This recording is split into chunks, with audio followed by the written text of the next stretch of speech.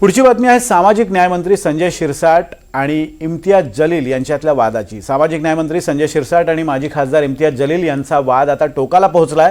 आज इम्तियाज जलील यांच्या विरोधात छत्रपती संभाजीनगर शहरात डॉक्टर बाबासाहेब आंबेडकर अन्याय अत्याचार विरोधी कृती समितीच्या वतीने मोर्चा काढला गेला। मंत्री संजय शिरसाट यांच्यावर भ्रष्टाचाराचे आरोप करणाऱ्या माजी खासदार इम्तियाज जलील यांच्या विरोधात शहरातील दलित संघटनांकडून हा मोर्चा काढला गेला। शिरसाटांवर आरोप करताना जलील यांनी एका विशिष्ट समाजाबद्दल चुकीचा शब्द वापरल्याचा आरोप मोर्चेकऱ्यांकडून केला जातोय। दरम्यान पैसे देऊन हा मोर्चा काढला गेला। या मोर्चामध्ये लोक आणल्याचा आरोप इम्तियाज जलील यांनी केलाय।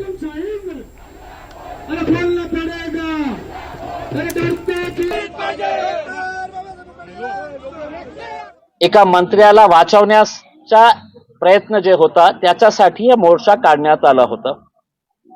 पालकमंत्री संजय शिरसाट साहेबांना जेव्हा हे कळलं की इम्तियाज जलीलने जे डॉक्युमेंट्स मीडियाच्या मार्फत सगळ्यांना दाखवलं, एजन्सीजला दिलं, मुख्यमंत्र्यांना विनंती केली की याच्यावर कारवाई करा, आता जेव्हा त्यांना हे कळलं की माझ्याकडे काही नाही आहे त्याला अपोज करण्यासाठी मग जे स्वयंघोषित एससी समाजातले जे नेते आपल्याला मानून की नाही आम्ही एससी समाजातले नेते आहे त्यांना पकडून त्यांच्या हातात पैसे देऊन हे सगळं नाटक करण्यात आलं।